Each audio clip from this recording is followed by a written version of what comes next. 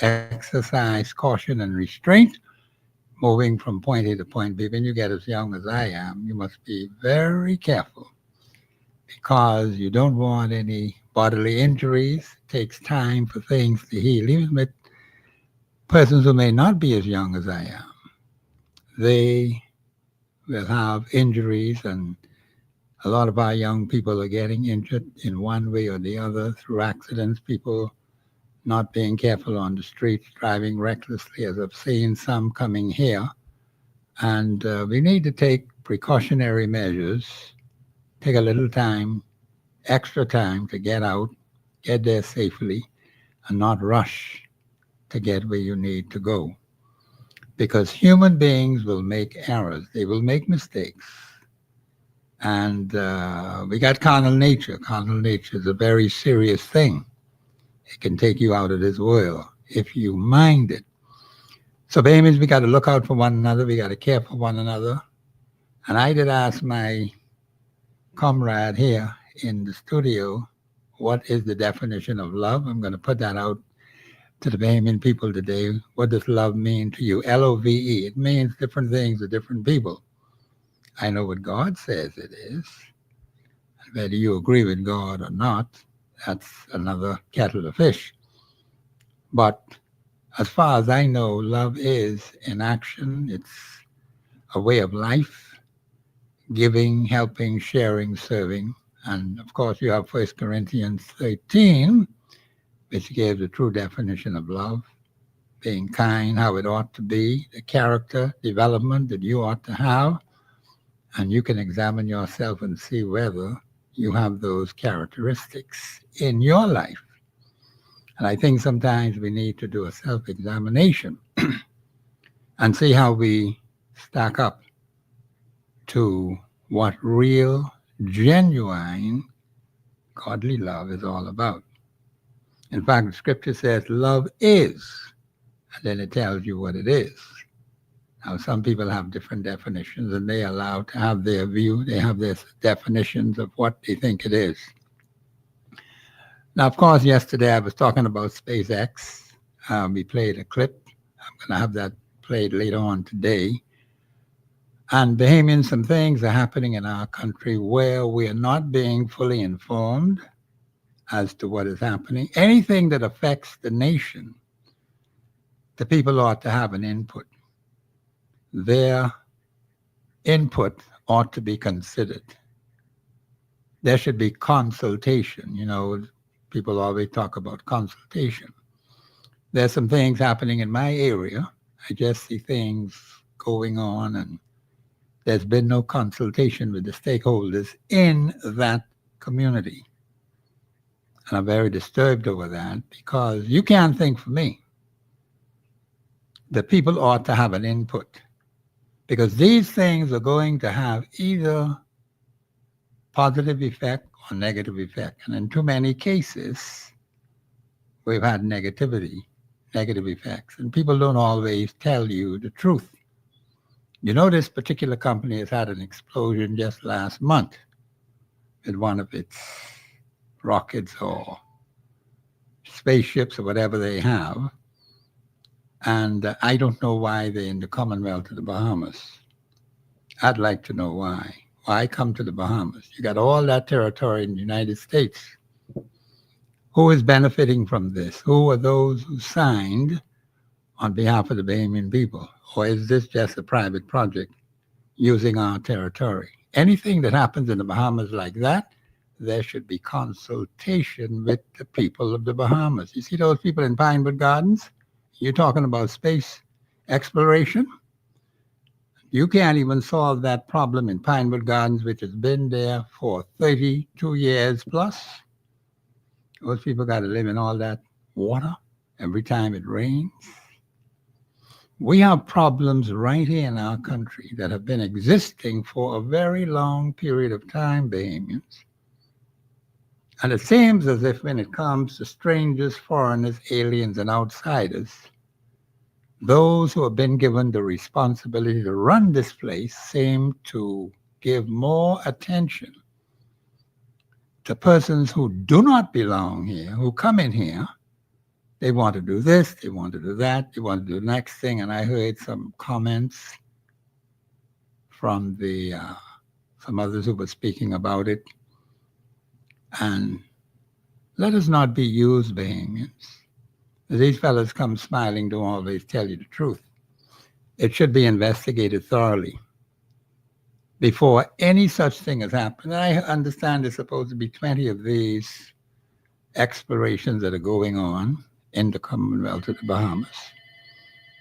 And we are not sure what the agreement is. What is the agreement between this exploration company and also the government of the Bahamas? What are the fine print details? We ought to know, and we should be giving an input. I understand they've made a decision. The details have already been set without consultation with the Bahamian people. These are the kind of things that the government has been doing for 51 years, 7 months, and about 3 days, without any input from the Bahamian people. The Bahamian people should have a say. It's our country, not for a few individuals to exploit us. Your people are doing that all the time. Exploitation of assets, exploitation of labor.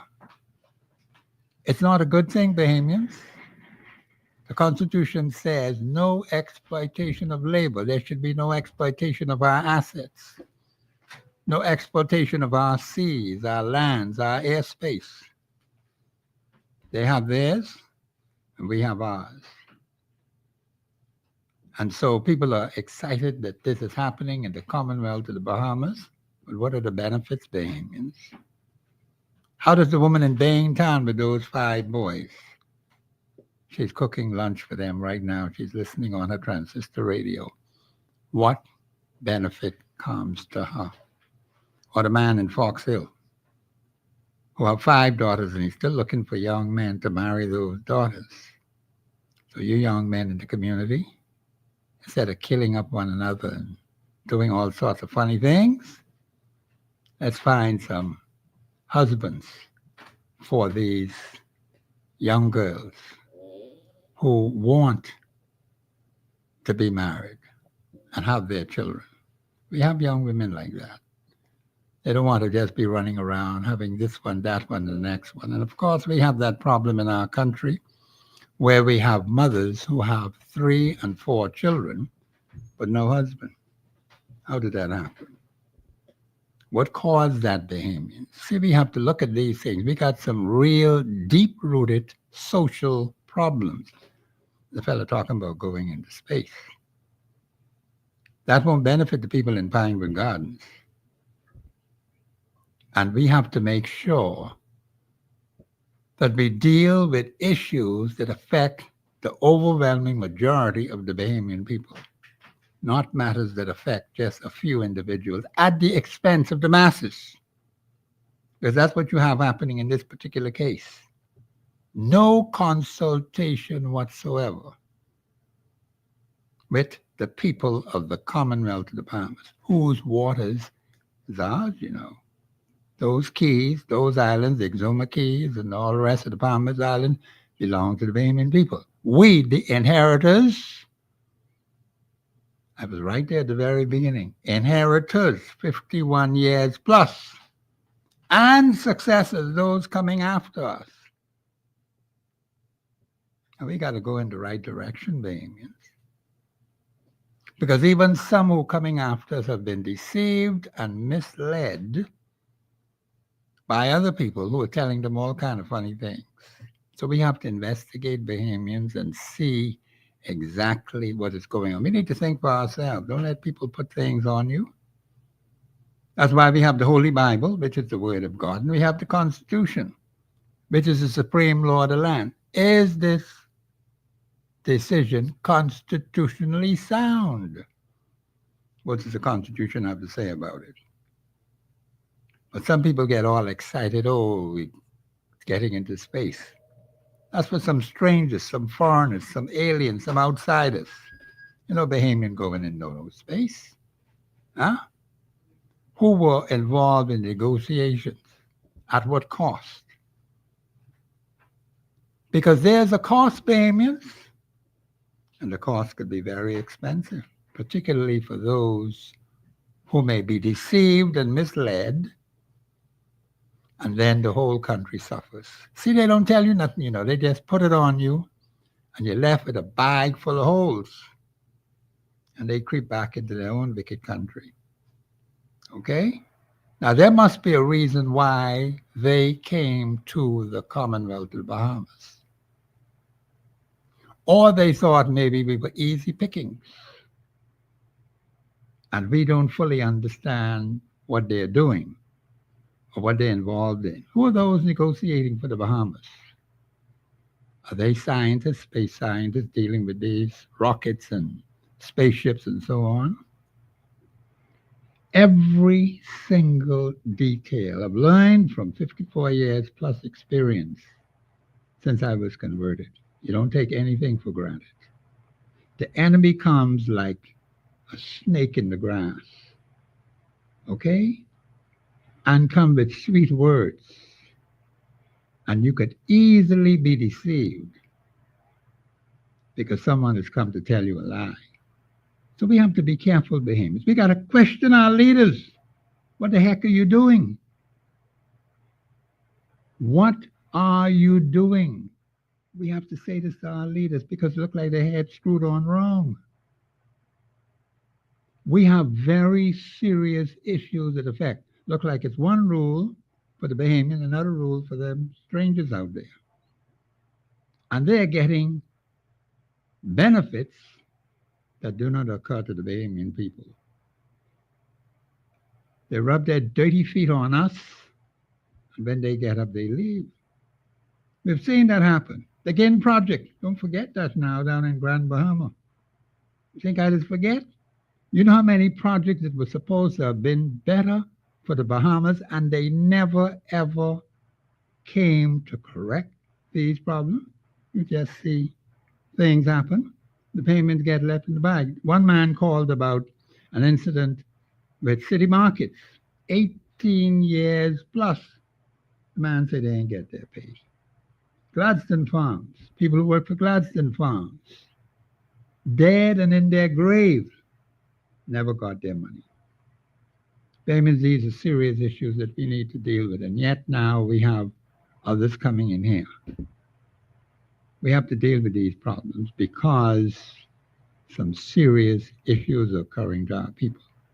Of course, the line's open, 326-0271, 326-0272, 813-0271. I have my special guest here. Brother Cartwright, welcome to Express Yourself on the Global Radio Network, 99.5 FM. I think I hear a caller in the background. I hear the phone is buzzing. I'm not hearing anything. Okay, there's a caller on I can hear the buzzing. I don't know what's happening here because I'm not hearing anything at all. But caller, are you there? Yeah. But okay. I didn't hear the call at all. I didn't hear anything. Well, okay, caller. Okay, caller, you live on there. Go ahead, please. Hey, Professor. Yeah, what you saying? Wait a minute. You're putting on your red and white tomorrow here. You're trouble, you know. Now, let me get to my correct point. Yeah, okay. You know, when I told you a couple of days back, we are lukewarm country. Yeah, you said that yesterday. When the man that they say went with his 3-year-old daughter, right? Yes. The 37-year-old man. Now, they hide his name because they say protection for the children. That's nonsense. Okay. Now, I don't know this man who alleged, say, touched the 15-year-old boy brought in the school, Aaron Bailey School. Oh, I heard that news earlier before I came to the show, yes. Watch how hypocrisy this country is. They drag his name through the mud. I think his name was mentioned. Franklin. Yeah, his name was mentioned. They drag his name through the mud. He's a school teacher. Yes. But they hiding this other man. So, where is the level? Where's the level playing field? I don't know none of them. But what I'm saying, we got to stop playing game in this country. If we could do it for call Peter name, call Paul name, so that Okay. we could get this country in order. Yes. But because there are some who maybe know people, this country is good in hiding things. We hide a lot of things. In the church, they hide things. But Outside the church, we hide things. Caller, let me ask you a question. Who's the one hiding these things?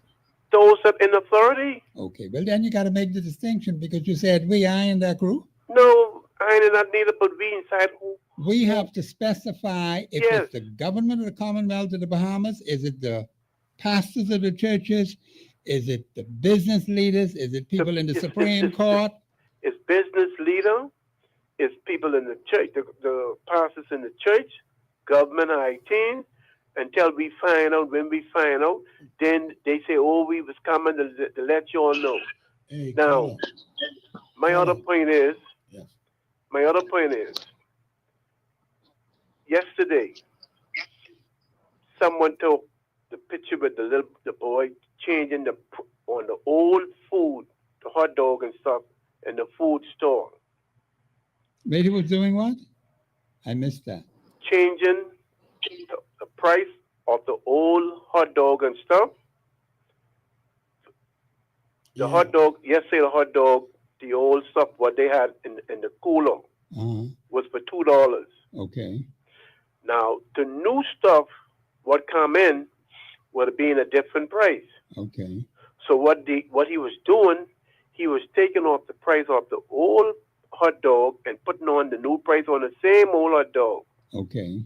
So these things is going on. Why you think the food them is so expensive and stuff like that? Because we don't know what these people are doing. Caller, you know, they have a price control, you know. They call price control. The price control look like, oh, well, they apologize and all of that. And you see what I'm saying again? Caller, what I'll do for you, right? Probably when the House meets on Wednesday, I will speak with Father who is the minister that this come under and ask him to look into it. That's good enough for you? Yeah. I'll take it upon myself to do that for you because, you know, every call is important because I carry the phone on another line where someone else is trying to get it. So I appreciate you, bro, and I can look into that for you. Then I'll let you know how it goes. Okay. All right, bro. Take care, man. Enjoy your day now. Yeah, man. Okay, yes, okay, caller. Let's go now. I hear you. I can hear you a little whispered in the background. Good afternoon. Hi. How you doing, ma'am? I'm good. Professor, yes, ma'am. You were just talking about notification in reference to the behavior when things are happening in the country. That is correct. Yes. Speaking about this space thing. Yes, that's correct. And we can't get the water. I don't know it. Go ahead. No, we can't get the water fixed in Pinewood Gardens. The woman said they've been there for 32 years. I'll be talking about going into anyhow, let me just leave that alone. Talking about going into outer space, you know, this is foolishness, man. But if you notice, this Davis Cooper administration. Yes, ma'am. And I've heard it so many times from Mr. Mitchell. They don't need to talk to the Bahamian people. Oh, okay. They don't need to inform us of anything. That's what Mr. Mitchell has said on several occasions. Okay. Now, I don't know if you read the newspaper, and they were talking about all of this money that was lent to the government, housing ministry, from NIB. Now, we're talking millions of dollars, and the loans have been defaulted because the different ministry did not pay back NIB. Yes. Now, every time there's a shortfall in this country, due to bad management, the government raises taxes on the Bahamian people. Yes, ma'am. Now, our NIB should not have been increased. This money was borrowed from the Christie administration Okay. to build houses, and they never paid back NIB. Now, Okay. it's unfair to us Bahamians. Every time there's a loan that's got, and then they don't come and tell us about these loans. No, they don't. We don't know when they get it. We don't know if it's ever paid off. Yes, ma'am. But we, the Bahamian people, always have to pay higher taxes. Yes, ma'am. So, caller. You know, Hello? yes, sir. So you're saying that the government of the Bahamas goes to one of its ministries, which is NIB, take out a loan, and they use that loan to build houses or something. Yes. Yeah. So those houses that they're building, do you know if they're building them for Bahamians? Well, Mr. Cartwright, they would say that, but do we know that? That's true, because one of the things that I try to explain to people with NIB, and I don't think most Bahamians understand NIB. NIB is basically a pension fund set up, paid for by Bahamians. So when they reach retirement age, that's where you get your stipend or form of a pension.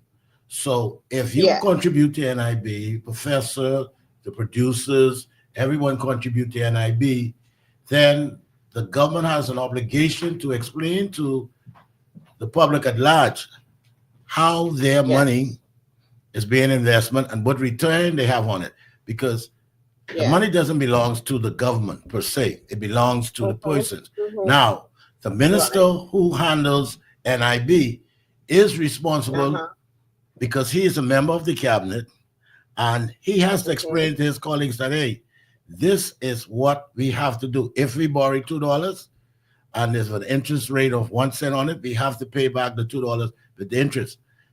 There's no such thing that you cannot explain to the public, because if it's their personal money, they don't have no explanation.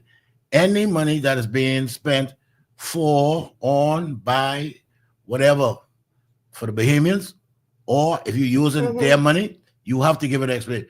You know, I think what has happened is that, you know, the Minister of Foreign Affairs sometimes is very loose with words, you know, and a lot of times I think he gets the confusion between parliamentary regulations and rules and party regulation and rules. Now, if the Progressive Liberal Party as a party, which he's the chairman of, was to spend their money where they want to, we as general public don't have no questions there, because that is a private entity.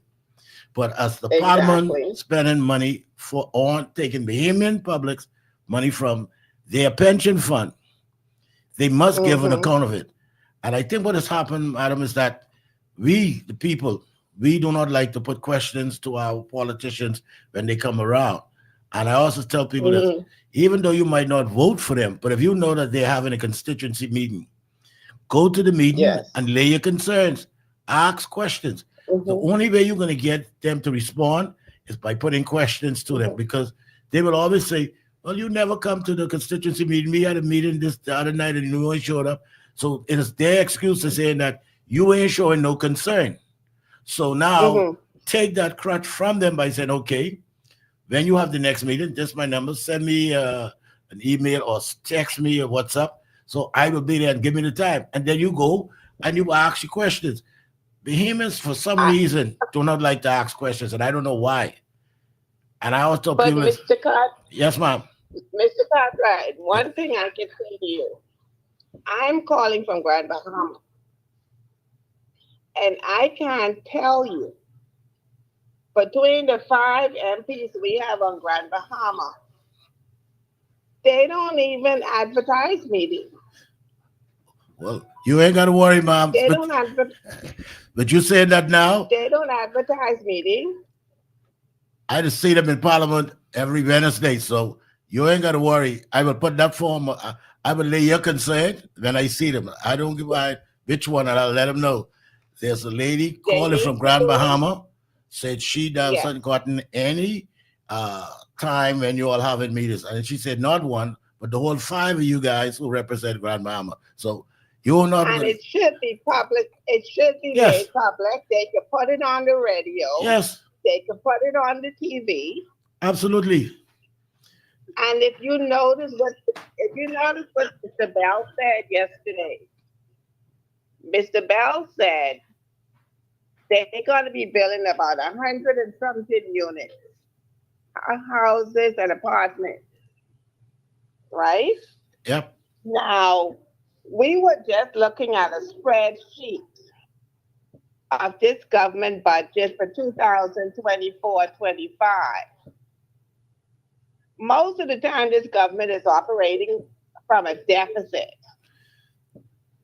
Well, you know. Now, they just looking for all corners to make these announcements because the election is coming up. He also acknowledged that foreign purchasers are making it too expensive for Bahamian people to even afford land in this country. But he said that. But you know, madam, here's the thing what I just smile at, because I was at Parliament yesterday, and that was one of the things I smile at, because I said, here it is, you a member of the Bahamas Parliament, and you are complaining that foreigners is making it too expensive. Then if that's the case, cut down on foreigners buying land. Who's supposed to be looking out for us? That's what I'm saying. So as a parliament, as a parliamentarian, here's their job. If they feel that the foreign investor or the foreign persons are causing the cost of price of land go up, then limit their buying power. So if you got 100 people coming into the Bahamas wants to buy land and it's making it harder for Bahamians, you cut down that number from 100 to probably 20 or even 10. So you make so what you're doing is now shifting the balance. So now the realtors and those will have to sell the price to Bahamians at a reasonable price. But because there's no regulations or such things as who all we allow, the realtors turns around and they jack the price up, and then they basically have Bahamians can't afford it. You know, and and that's why I tell people that I was hoping yesterday that the Minister of Finance would have gotten up and made his contribution yesterday, because I wanted to ask him some questions, but the session was short, so most likely he will speak to about it next week. But I always tell him, don't put off until you can do it. Don't put off what you can do today for tomorrow. Yes, and please inquire. We want to be able to buy our land. We are the inheritors of this Bahamas. Yes, ma'am. And we should not be priced out. No. I will look into that for you too, ma'am. I appreciate it, sir. Thank you. All right, ma'am. Thank you very much. Yes, we have Bahamians who are concerned about these issues that affect Bahamian people, and yet the government seems to be on a different wavelength, separate and apart from the issues that affect the Bahamian people. And I have a problem with that, because we're not getting what we rightfully deserve from those who have been given the authority to run our national affairs. See, we have to be very careful. For the last 51 years, 7 months and 3 days, we have not exercised due care and attention to the personalities we've been sending to the House of Assembly and in the Senate to run our national affairs. We have to be quite open and honest about that.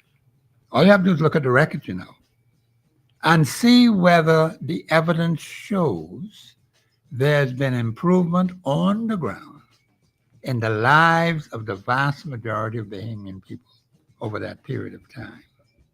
What clear-cut benefits, what constituency problems, what major national problems have been solved? I've been asking that from last July the 8th. And not one living soul has been able to call this show and say, Professor, this is what has happened in our constituency. These are the major problems that have been solved. Here are the clear-cut benefits that come to us as a result of that happening. I haven't heard one answer yet. But those two questions would always be out there. And if they can't answer it, you know what to do with them. This is Professor Sidney McArthur, Walter Thompson on the Global Radio Network, 99.5 FM. We'll be back after the break.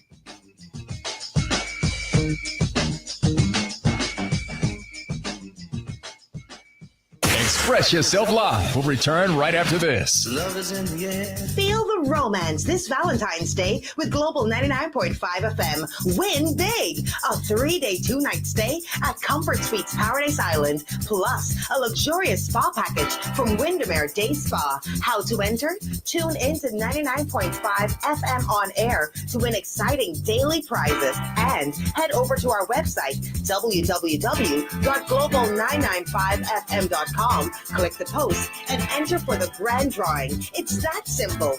Deadline February 13th. Don't miss your chance to make this Valentine's Day unforgettable.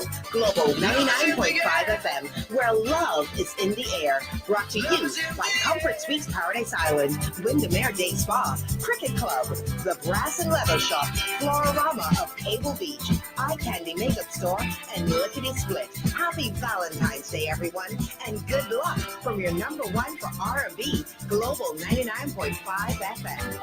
Whether you're shopping for Mother's Day, Father's Day, back to school, or any occasion for that matter, you are sure to find exactly what you're looking for at the Brass and Leather Shops. Great products like handbags, wallets, backpacks, luggage, belts, shoes, and more are awaiting you. Brand names at the best quality and reasonable prices. Land, Rioni, Kipling, Guess, Travel Light, Herschel, and more. Shop any of our locations. Downtown Charlotte Street, Mall at Marathon, and also the luggage store at Palmdale. Be sure to shop Brass and Leather Shops. You'll be glad you did. This Valentine's weekend, make it all about love, great vibes, and mouth-watering food at the Cricket Club on Haynes Oval, West Bay Street.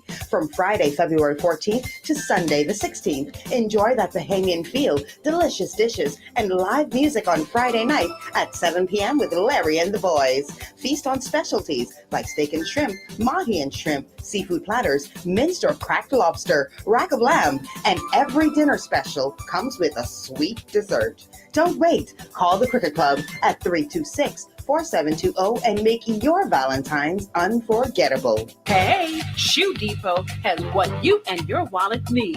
They are stuffed with stylish and exciting footwear, handbags, wallets, and accessories for all occasions. Shoes for the professional, casual, cute and glitzy, skid resistant, and ultra comfortable for those long work days. Shoe Depot has got you. Oh, and be sure to join our Shoe Depot Rewards Club for extra savings and earn points for special benefits. Visit either of our two locations, Golden Gate Plaza or the Palmdale Plaza. At Shoe Depot, you'll find the best selection of the best styles and at the best prices. At Audio Plus, we carry a large selection of DJ and audio products like speakers, mixers, microphones, car audio players, and much more. You can also find a wide selection of musical instruments like marching drums, Junkanoo drums in a wide variety of colors, trumpets, clarinets, trombones, Yamaha keyboards, and Fender guitars at special low prices. Visit Audio Plus on Soldier Road, located in the Caries Plaza. Open 10 a.m. to 6 p.m. Monday through Saturday. Phone number 394-6668. Audio Plus, your number one music store. From South Beach to Bay Street.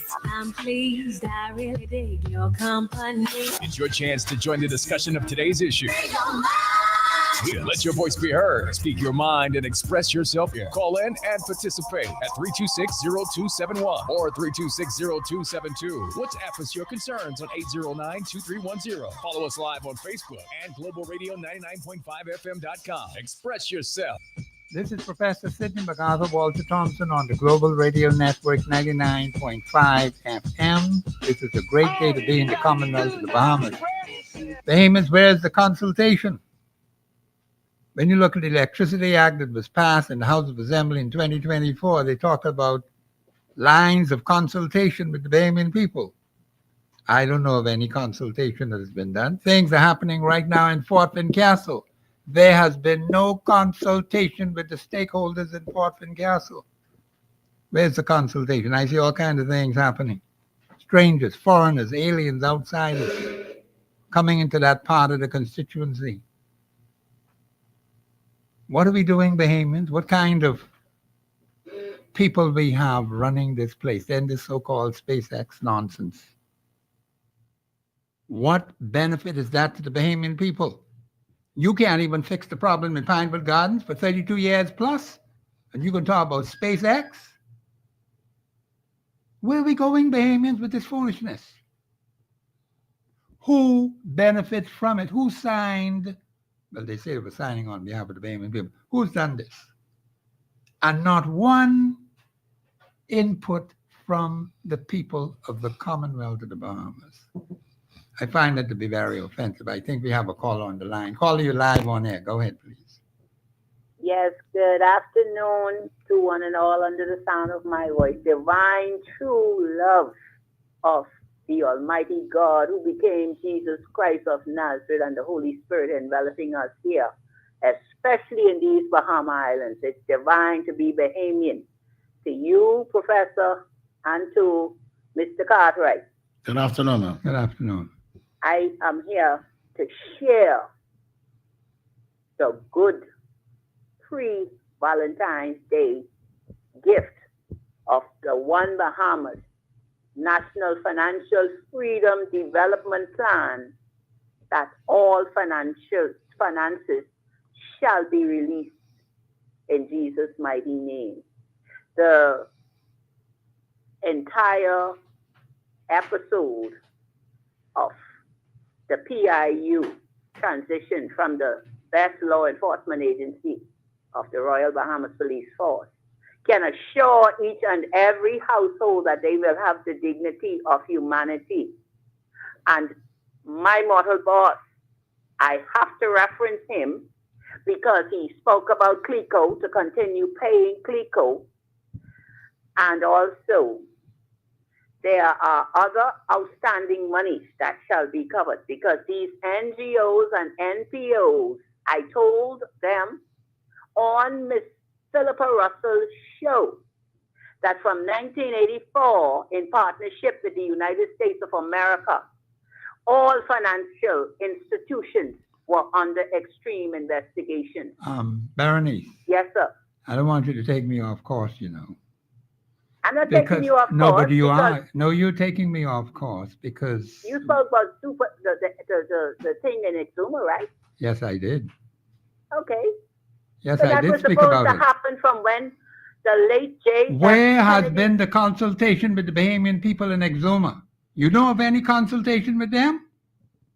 Do you know of any consultation with the Bahamian people? Years ago. And with who? Advancement for the... Put the call on hold, please. What the heck is she talking about? I just learned about this anyhow. This week, man, supposed to be on February the 17th. First time I'm hearing about it. Where is the consultation with Bahamian people? Where is it, Brother Cartwright? You know anything about this crap? I heard about it, but whatever I understand it to be, they are using the Exumian waters for this space landing. Why are they not doing it in the United States of America? Because there was an explosion last month. Well, they've already tried a couple, and I think what was happening is this. I think this present administration has been trying to court Mr. Musk to do some type of whether financial or other venture in the Bahamas. And so I think they now realize that, okay, he has basically then had a couple, what they said, space launches and came back down successfully because... Let us learn about the explosion that happened just last month. But that's not SpaceX. Who is it? That's NASA. He's a private entity off from NASA because he is the one who has done launch and just had a successful, what they call space landing at the space station in, I tried to remember if it was in Florida or was in another state, but I don't know all the details. You see, that's the problem right there. And we don't even know the details. Because why? Here is a stranger, a foreigner, an alien, an outsider from another country. Why is he not doing it in their own country? Well, we've always had space landing in the Bahamas. But it's just that we never expand on what all was basically covered for what we got, See, because this- we've had the Apollo space program, and they came down from space, they landed in the Bahamian waters. But for us, we don't know how our parliamentarians or administrations, when they sign these agreements, this is the problem Bahamians have with This is a major problem. They for don't the explain Cartwright. nothing. They don't tell nobody nothing. And whatever money they get, they don't always be truthful about the amount. They're not honest. And so this is where I always say to them, it's like, what is wrong with you just telling the people the truth? They have a problem telling the truth. That's all. Just And tell- there's no consultation with the people. What kind of leaders do we have, man? that's the problem. It's a big problem. And I'm very much concerned about that. Let him do his whatever he's doing in his own country. Why is he not doing that? You got the space stations over there. You got NASA over there. So what benefit is that to the Bahamian people? We can't even get the flooding fixed in Pinewood Gardens. Well, they always say they've got these investments. And I always say that when you're doing investments, just lay the details on the table. Bahamians. And see? that's that. Yeah, but Cartwright. Let me just get this point. I can bring you back on. I'm going to cut the caller because I'm not going to go into any more with that. Mr. Brucey, cut the caller. The point is, we have major problems confronting the average Bahamian. We have not seen any major improvement in the lives of the Bahamian people 51 years, 7 months, and 3 days. And you can talk about SpaceX. What is that going to do for the woman in Baintown with those 5 boys and the man in Foxville with 6 daughters? So, you know, Professor, what Go ahead. does make me smile, right? I listen to you just said, then I reflect on what just happened with the Minister of Foreign Affairs in Abu Dhabi. And it appears that our parliamentarians, especially administrations, anything that is new and shiny out there, just to say they've been a part of it or been around it, they just go and just do these things and stuff. Because yesterday I read and I inquired about the Department of Foreign Affairs. Yeah, Department of Foreign Affairs. And come to find out, they did the first reading last year because it was tabled as a Foreign Affairs Bill 2024. Yeah, okay. But when I went and checked, it didn't have its second reading until about 2 weeks ago. All right. And then it went to the Senate and was just passed on Monday. And I was like, why you need another department Of in Foreign Affairs. Foreign Affairs? Because Yeah.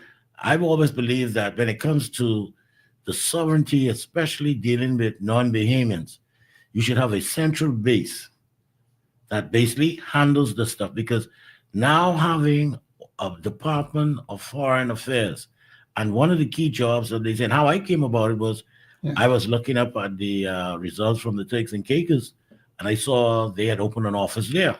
Yes. And I read, and they said, Wait now, hold on. You say the Bahamas open an office. in the Turks and Caicos Okay. on February the 5th. And I was looking for the result for the Turks and Caicos Island election, and I saw it in their weekly news, Uh-huh. and it was headline. And then they explained that it was poorly attended because it was a quick matter that was implemented. And it so happens that the minister said that the reason why they didn't have no one from the opposition because it was a short notice. Okay. And so they now are saying that the department will now be dealing with passports. Wait now. Department of Foreign Affairs yes, dealing with passport. Passports. But you got the passport office. And dealing with, in some cases, renunciation of citizenship. And that is why I was like, I'm a little bit skeptic about that. I'm very skeptical about it too. Very skeptical about it. We already have a passport division to deal with passport. And my thing is that I am very disturbed because I've heard Senator Henfield made some complaints that, that this year could be, and then the minister replied that because of this new system they're implementing, they cracked down on some people who were basically charged with falsifying documentation. Okay. And I'm like, you will have more chance to have more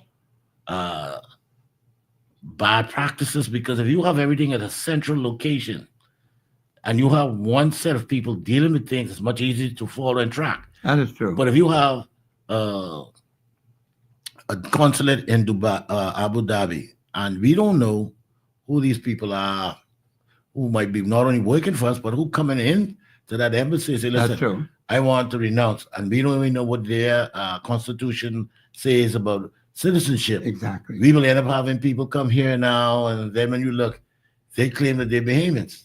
Exactly. Yeah, I see what you're saying. And so yeah. I always tell people that when it comes to the security of the country, you have to be very careful about how you disperse these officers for the country, and That then is true. also how much power you want to give someone outside of the country representing the country. Yes. You know, I always tell people that if you watch the way we operate in this country, we keep acting, and I try to explain to people, we are not a republic. That's correct. We don't have them kind of authorities, and we need to start to rein in some of these powers. The government needs to be reined in. Yes. And, you know, because even right now, I was waiting for the producer to come back and show me the article that someone was talking about with NIB. Yes, yes, yes. And he was claiming that he looks at, the person said they look at NIB as a Ponzi scheme. And I beg to differ, because if managed properly, NIB can take a lot of strains off the government and off the public if managed properly. If managed properly, yeah. Because one of the things that we see with NIB is that you take monies from people to say set aside for their pension. So if anything happens, they will have something in their elderly age. Yes. But when you look at it, the way they go about it, because I knew was a gentleman in my neighborhood. He was not a Bahamian, but he was working. He said, you know, they take NIB money out of my money. Yes. And I said, when they happen, he said, you know, they just tell people like me, we don't, benefits for us. I said, well, what you mean, benefit? If they take money, got to be a benefit. He said, no. So it's like, well, why take money out of someone's salary if they can't have a benefit? So I said, why not give them a benefit, but you separate it from the citizen's benefit? Yeah. And so if you got someone on a work permit or permanent residence, you can now set up a pension fund in NIB, whereby that if something happened, they're covered by that, and you give them a different colored card, and you have a separate fund for the Bahamian citizen. Yeah. And if you now go about to borrow money from NIB, which you're going to take out from the non-Bahamians and the Bahamians, whatever investment you do, you should see return on that money. Yes. And if the government of the Bahamas is not giving you proper investments, then you can't take that money and just give it away. That's true. Because, I've tried hearing people in NIB say, well, they the government. It's like, yeah, but that money ain't theirs. That's not theirs. If that was their personal money, I cannot say anything. But that is every People's citizen. money. Yeah. Yes. And so it's like the bank. If you go to the bank and do a bad investment and you borrow their money, the second time around, the bank is going to be very skeptic Yes. in lending you money. So NIB needs to take that same mannerism. But for some reason, we all tend to just, well, that's the government, so they could come in. I said, no, man. What you mean coming where? You can't just give up people money. And this is so sad that we've always been to stuff. Now I started to see something, producer. Yeah. Looking at the Facebook page. Yes. And I'm reading up some of the stuff right here. Okay, we have this Mr. Knowing Jubian says, good afternoon, Mr. Thompson and Mr. Cartwright. National insurance is a Ponzi scheme, and here's why I say that. The contribution reserves is inaccurate for over 45 years. They have been collecting contribution. It's impossible for contribution reserve to be under 2 billion if they want to stabilize NIB. They have collected 600 to 800 million in contribution yearly, and the contribution have to be raised with the minimum wage. That's cool. Then you have Miss Lysandra E. Cartwright notes, sir, the explosion was a SpaceX rocket. Then you had Miko Noor said, the risk to launching, landing, and recovery has less risk than planes and cruise ship. Then you have Lloyd Bullock said, no leaders, just greedy, selfish politicians. Mike Miko Knowles said, this is a good opportunity for the country and can bring innovative type of development for those islands. What kind of innovative type of development? I'm trying to read. Do research before you knock it. Then Miko knows again, say the fuel used for these rockets are compressed hydrogen, and the offset is water vapor. Matthew Hepburn, the same minister, said we need more citizens. Well, Mr. Miko knows you seem to have more of a knowledge about these rockets and stuff. I would like for you to basically give us more detail about it because you seem to have more knowledge than the minister. Maybe he does. And the minister doesn't see. This is where we have this disconnect with Terrible disconnect with the citizenry and the government and the government ministers, because when you don't explain yourself, you leave people to think and wonder what you're doing, and then you get upset when people make up their minds and come to the conclusion that it doesn't sound right or doesn't feel right. And one of the things that I always say to persons in this country is that it makes no sense just to complain, but you got to know how the Constitution is run, how Parliament is proceeds operated, before you start to attack or say, well, they corrupt or this and that. And I always tell people, listen, everything is a procedure. You got to know the difference between parliamentary representation and party representation. That's correct. And I had a conversation with a friend of mine, and he got upset because I said to him, moving forward, I would not want to see the chairman of no political party sit in parliament nor in the cabinet. Yes. And he said, why? I said, because the prime minister is equal amongst all.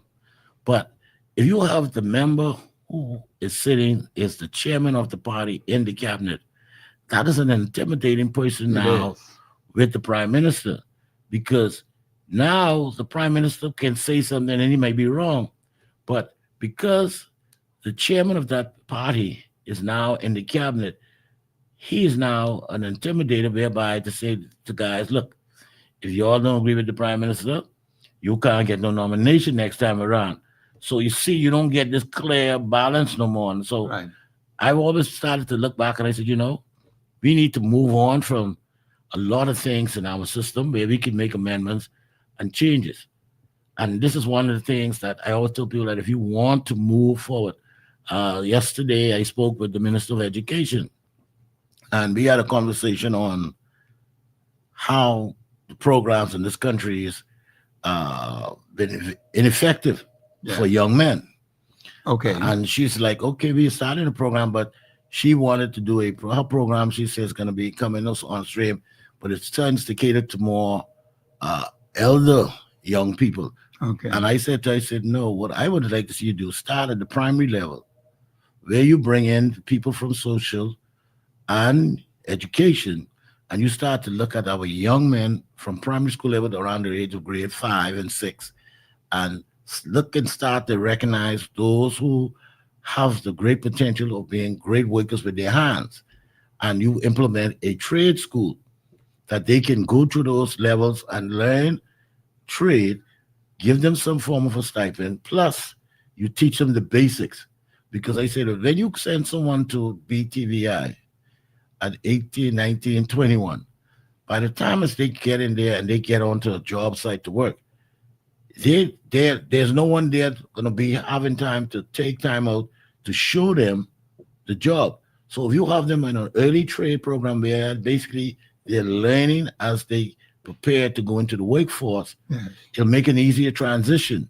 So she's like, hey man, I like it. I said, we agree, but you agree on a younger level. And she said, but I like the idea. And I said, well, it is good when you say, I said, I don't see you as a PLP. I don't see the other person as an FNM. I don't see the other person as a COI. I said, once you guys sit in Parliament it's only 39 members of parliament. So the 39 is the representation of our constituencies, because Right. the Constitution said there must be 39, or if they want to, they can be more. That's But right. that 39 represents all 39 constituency departments, so all behemoths. So ideas that if we could give you an idea, we expect for you to look at it and try, and if you don't understand, ask us and go with it. I said, people giving ideas don't look for money, you know. People give ideas to say their lives better and their neighbor life is better. It's not whereby that because if people wanted to do things, they keep that to themselves and do it on their own and privately make money from it. But most of the time, people come to give ideas and ask questions and point you in the direction. Of course. Because a lot of times, when you listen to most of the persons around the parliamentarians, these are people who are looking for financial gain. So they're going to tell you what you want to hear, but not telling you the truth. We've seen it over and over where we see whereby that even we look at our attorney, we hear people talk about changes to the Constitution, about citizenship, and it's like, it is clear the founding fathers told you what you need to do. Yes. So you have to abide by that. But when you hear the attorney say, well, they're looking to push no referendum because they didn't see what happens with referendum. Well, if you feel that way, then you should not even be in that chair. You shouldn't be in the chair. That's correct. It's up to you to make it clear to the parliament and to the public what the changes you want to do and why you want to bring these changes. And if it causes, you got to take it to a referendum. And if the people don't want those changes, ain't nothing you can do about it. Exactly. You just announce the Constitution is the supreme law of the land. Yes. So why are you afraid to abide by the supreme law of the land? And this particular personality would be the chief legal advisor to the government of the Bahamas, right? And then says to the government, you can use ordinary legislation to change constitutional law, which is a farce. And it's that not is true. No, because the Constitution specifically, and you know what's so funny is that when he says these things, and I asked a question to someone about it, I said, you realize that the Nationality Act was passed 5 days before independence. Yes. And I said, do you know which constitution they used to pass it? He said, what you mean? I said, what constitution they used? I said, do you realize that the constitution they used had nothing to do with the Bahamas, the new Bahamas? Nothing at all. It was passed under the 69 Constitution for the Bahama Islands. Right. So when it became the Commonwealth, you had to come up with a new constitution. That's correct. And I said that constitution says that any law that is not conform or coincide with it, yes, it falls away. And I said, if you listen and you read it, it told you two specific numbers, 18, 21. Right. The Nationality Act didn't have no age limit. So it cannot be law if it doesn't have an age limit. And even in the Nationality Act, it tells you, you must meet all the prerequisites of the Constitution. So it shot itself in the head to kill itself. The very day it's supposed to come into effect is the day he died. Yes. So I think we have a call call on it, the line. Call you live on air. Go ahead, please. Hey, good afternoon, Professor. Yes, sir. Yes. Good afternoon, Bahamas, and good afternoon, my good friend. My friend, I got one little thing. I just one little you thing. I wonder if I could say this, but let me say this. So much people, I mean, I said human, right? Yes. So much people going in our Constitution to help other people. I tremble when they go in the Constitution. I ain't gonna lie to you. I tremble.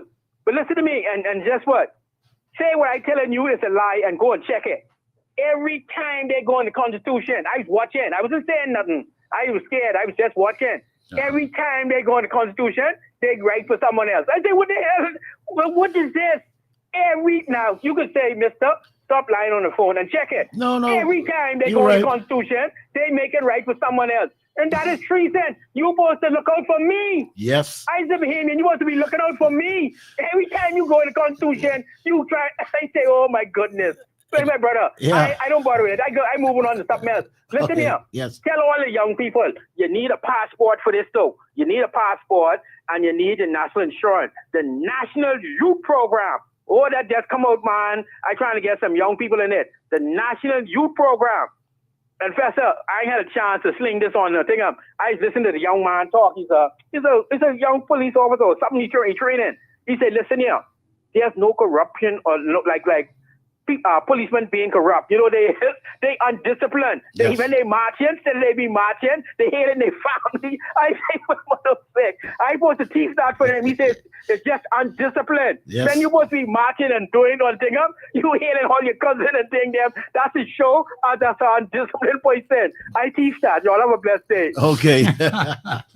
Well, Thank you, Professor, Carlos, for I your see we have contribution. some more persons from on Facebook. Facebook, yeah. That's We've it. got a Mr. Donald McInnes. Yeah. Good afternoon, Mr. Thompson. Freeport in the house. Richard Russell. The only way this country is going to move forward is to kick the New Day scum party out of office. You have Matthew Hepburn again. Cartwright, that goes to show that he doesn't respect our Constitution. A lot of times that I always tell people is that when you don't read and you assume something to be the truth, Yeah. or you believe it to be the truth, that's the way you're going to go. That's right. And it's sad that in this country, when you look at all of our past attorney generals, and this is something I noticed that none of the attorney generals, when they are presently in office, sit down and consult with their predecessors and say, listen, we are dealing with this matter, how we can go about it, and is it constitutionally sound? So if you got all of your former attorney generals would come together, look at the Constitution, and analyze it and say, hey, no, you can't use this to change this. You have to go to a referendum. Yeah. You can't do, you got to use a referendum. It will make that a present day attorney general better.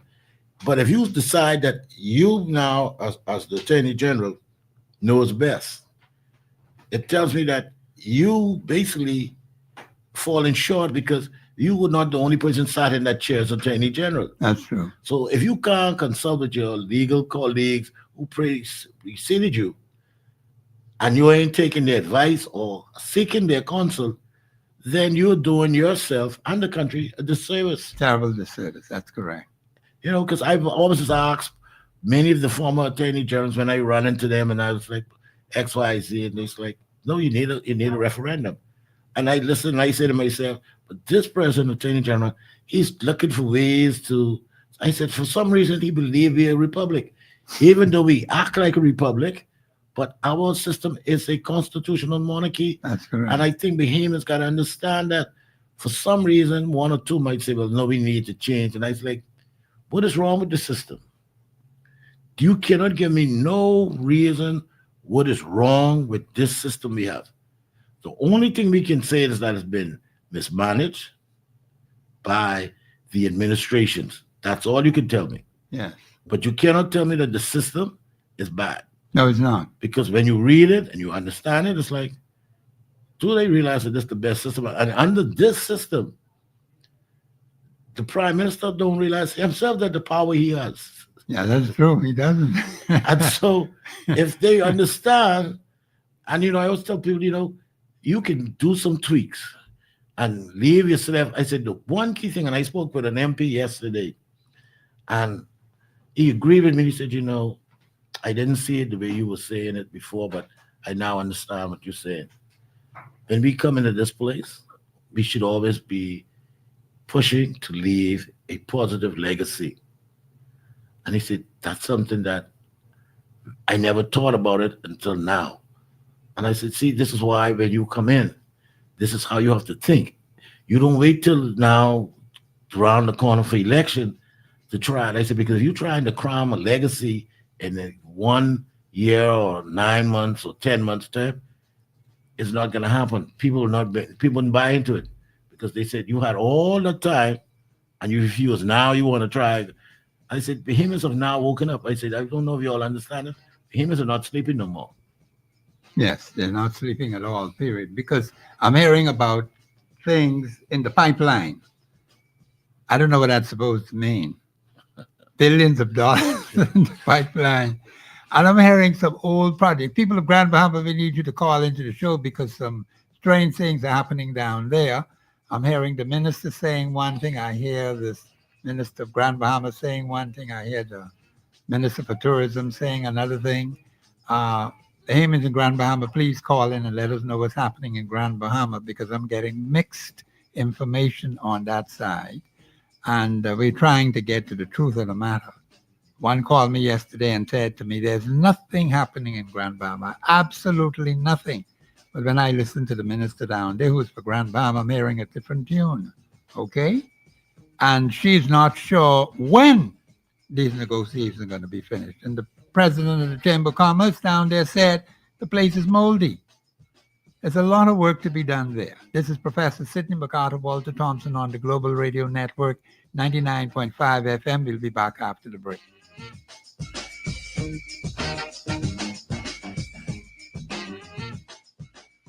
Express Yourself Live will return right after this. Alpha Sounds Promotion presents Back to Love, an unforgettable evening of smooth R&B vibes and cherished memories. Join us at the Nassau Cruise Port on Saturday, February 15th for a spectacular all-white affair featuring live performances by soul sensations Freddie Jackson,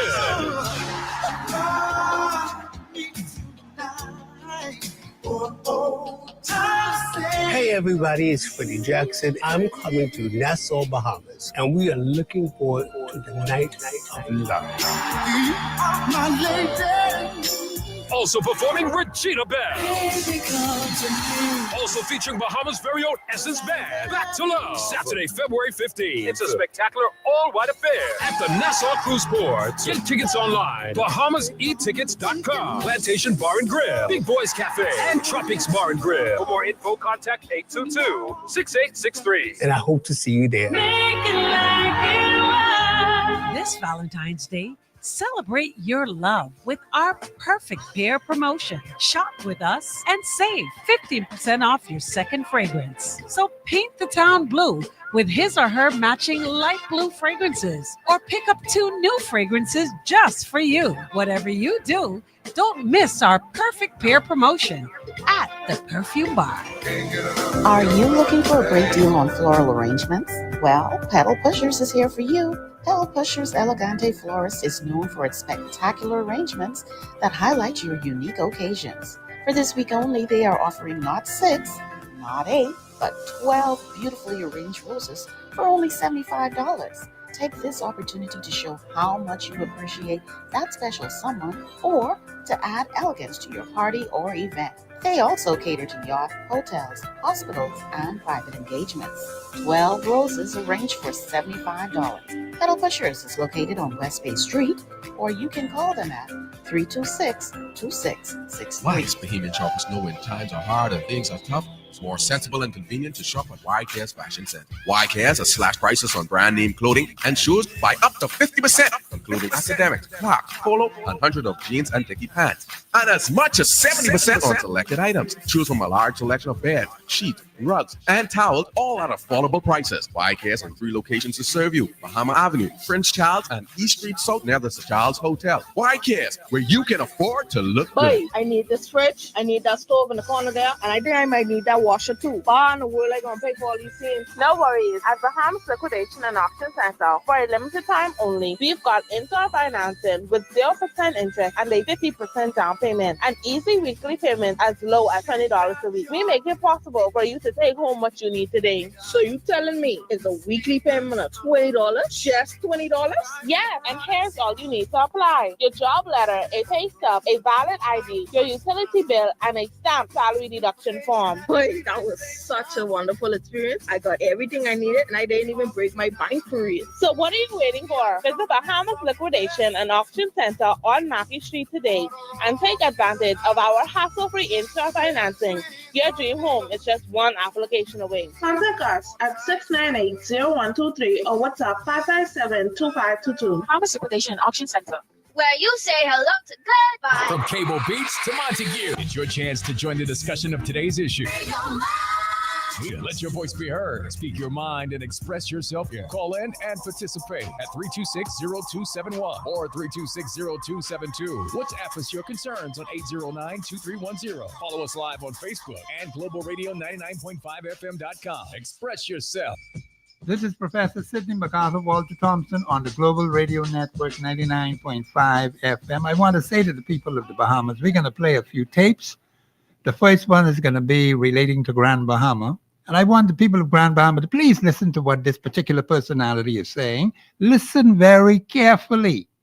And then I want you to call in and comment on it, Bahamians. Because I got some comments, so I heard it before it gets put out here. But the thing is, Bahamians, we've got to listen to what these particular personalities are saying to us.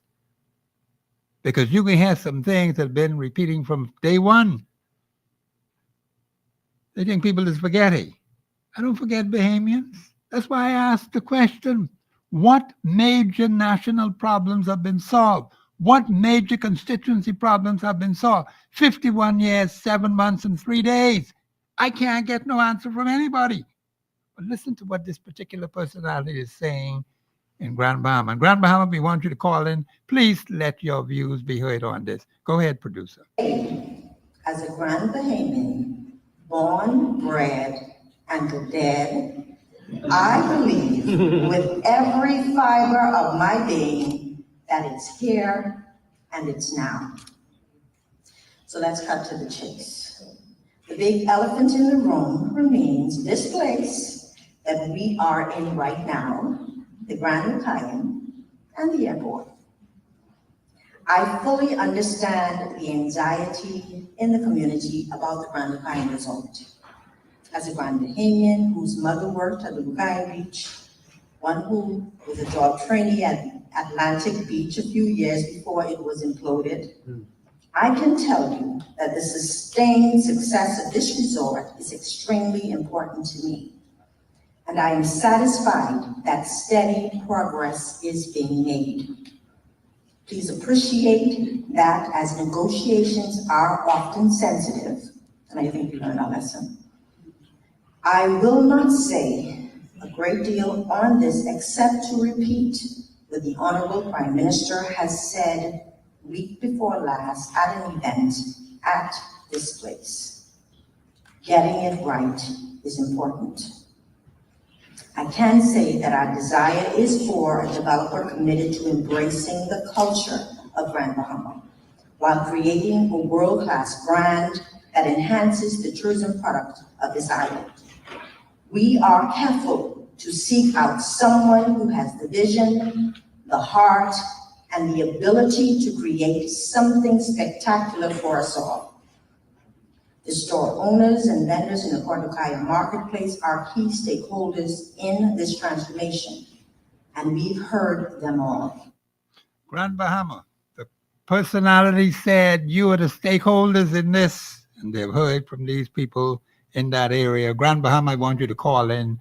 Please tell us what you think about what this particular personality has said about the airport, the Grand Bahama Airport, and the Grand Lucayan Hotel. Brother Cartwright, go ahead, please.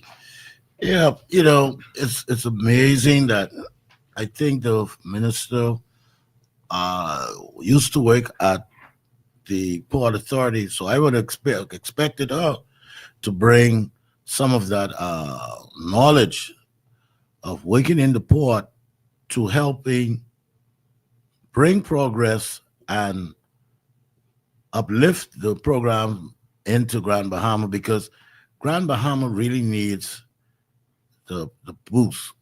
Yes, and before hurricanes started to pop up or more prevalent, Grand Bahama was the second contributor to the economy of the Bahamas. That's correct. And when you look at it now, people are now migrating from Grand Bahama because it is that bad for them to survive. And so when you look at the Grand Bahama, because I remember back in the day, they used to call Freeport the Magic City. That's how much glitz and glamour that the island and the city possess. Yes. And, and we've now seen, as time went by, you have this little bickering who should be in charge or whatever. And I was like, okay, why not give them a challenge and say, okay, you crying for money and you're saying X, Y, Z. Well, if you got a plan, let us see it, share it with the people, and we can then work with you in a joint partner venture for the whole Grand Bahama, not just Freeport. That is correct, yeah. Let us develop the whole island. You know, people don't realize that the capital of Grand Bahama is not Freeport. It's No, West End. It's West End, yes. West End has an airport. Yes. And I always say, well, why haven't they reopened that airport? It should have been. I said, if you try now to boost the economy of this island, start looking at how you can get more diverse airlift in there. Yes. She talked about the hotel. Yes, She did. talked about the airport. What most people don't realize where that airport is, that's very low land, because normally when it rains heavy, you get a lot of flooding. Okay. Grand Bahama as a whole was never designed to be a traveling residential community. Grand Bahama was pine, and then when my grandfather those came in there and cut it down, was labeled to be an industrial base city. So I think we got it. You have a caller. Yes. Caller, you're live on air. Go ahead, please. Good afternoon, Professor. Yes, ma'am. How are you? I am great, you know. This is Latanya Strong calling. I just listened to that replay of that I think it was an event that they had here in Grand Bahama, and someone was speaking. I'm not sure. Yes, who that's person the was. minister of Grand Bahama, Ms. Grand Ginger Bahama. Moxie. Pardon me? That was the minister of Grand Bahama, Bahama. Ms. Ginger Moxie. Oh, that's who that was. Yes, Oh, ma'am. okay. Well, you know, after listening to that, you know, it's nothing new. We see the government of the Bahamas continue to campaign some 4 years after or into 4 years after the general election rather than governing. Yes. And the sad thing about it is Bahamians will literally go out and support the nonsense by shaking pom-poms and cheering on what Okay. they hear and what they see happening in Grand Bahama. Grand Bahama has been, neglected by both administrations for so long, and we say the same thing over and over. But why do Bahamians continue to follow? You know, to follow what they see and what they hear is what really it irks me, because we know that these people have been promising this hotel before they, was elected. They Yes. promised that they could have secured a sale for the hotel. They promised that they could have revamped the economy of Grand Bahama. I'm a business person in this community, and like I always say, persons come into into my business establishment, and you could see the hurt. Yes, Versus when people come from other islands, other family islands, I normally ask them, "Are you visiting?" And they would say, "Yeah," and I tell them, "I could tell, because the oppression on the Grand Bahamians is sad." Yes, But ma'am. yet still they continue to campaign rather than govern where it's in the best interest of the Bahamian citizenry. I want to know when we go wake up. Like you said, nothing has transacted or transpired from any of the administrations from we became an independent country that was in the best interest of Bahamians other than our constitution. Yes, That's the ma'am. only thing. Everything else is to the demise. And when they go in and make amendments with our laws, it's never in the best interest of the citizenry. I wonder when we go wake up as Bahamians. Yes, I hear people saying they go in with other parties, but why? Do you understand why you need something different? Do you really understand it, or you just going by the popular conversation? Because when you understand why you would fight for something different. You certainly would. Yes. Anyway, thank you all for the opportunity to express my view on it. No, we But it appreciate that. saddens me Yes, that ma'am. we are still here as a people, could go behind them and raise pom-pom and shake and dance to do what with? Yes, ma'am. I Okay, appreciate yes, I ma'am. appreciate that comment, and we want others in Grand Bahama, because the gentleman yesterday said nothing is happening in Grand Bahama.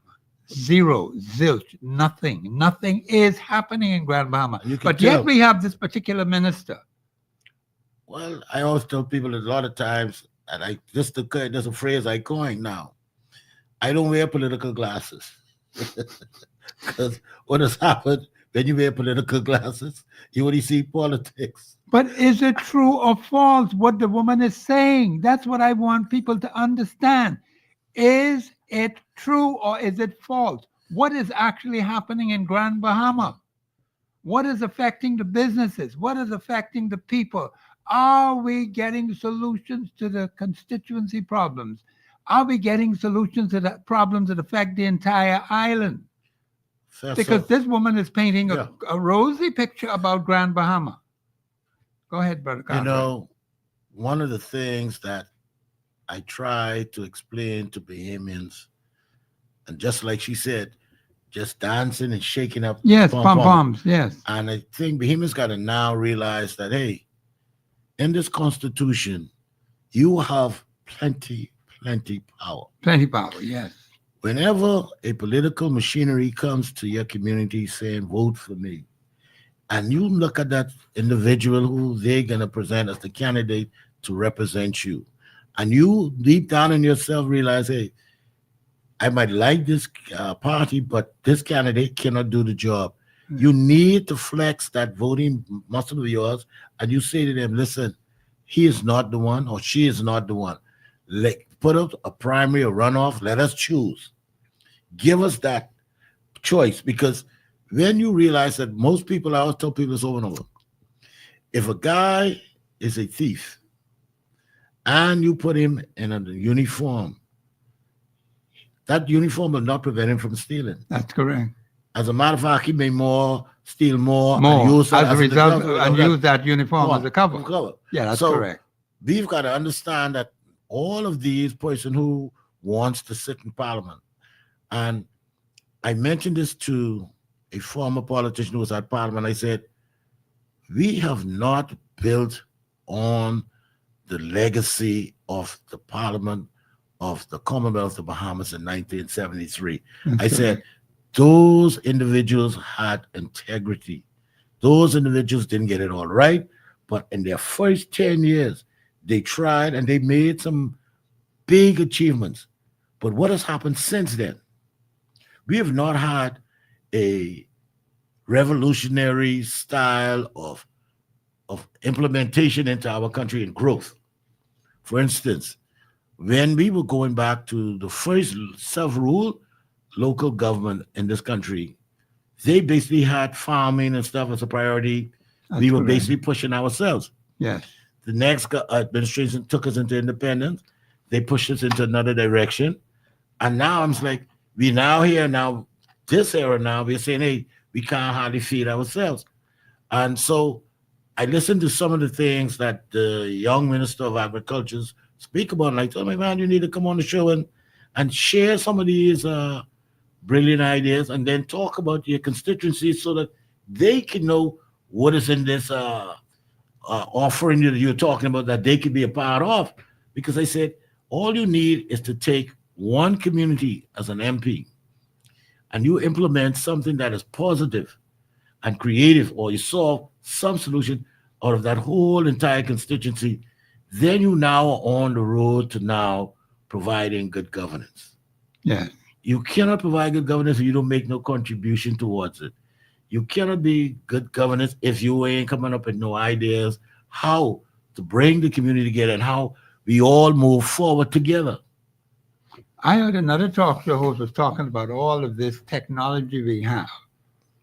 We have very small communities compared to other nations around the world. 5,000, he used the figure 5,000 persons in a particular given constituency. Well, of course, it might be a little high in some. But the point is, you have numbers of people in a given constituency. And we seem not to be able to be in a position to pull these people together. And the people themselves not organizing themselves for a specific cause or purpose. You can be a member of a political party or a follower of a political party. When it comes to choosing a parliamentary representative, that is something that's outside the controls of a political party. But the political party has to put their candidate in too. The candidate that they may put in is not a fit and proper person to be a representative. And people need to look at that. You talked about honesty, you talked about integrity, you talked about hard work and commitment from those who were there back prior to and leading up to 67 and into 73. There were some things that the people did not want. And one of the things is that they wanted God to be in our national affairs. They wanted God to be in our constituency affairs. In fact, the Constitution talks about a national commitment to some very specific things. I have never seen one single administration from those days after those original founding fathers move off the scene deal with those national commitments. First, it starts with the individual, then the family, then the community, then the constituency, then the island, and then the nation. It's like building a house. It's building a house, yes. You got to lay the foundation. But we aren't doing that. A national commitment to self-discipline. You see how undisciplined we are in this place? I mean, the people just on the streets. Look at the lack of control we have on the streets. Yes. I heard another particular parliamentarian talking, I'm not going to call his name, bragging on the airwaves and talking about how a particular thing happening in that particular constituency.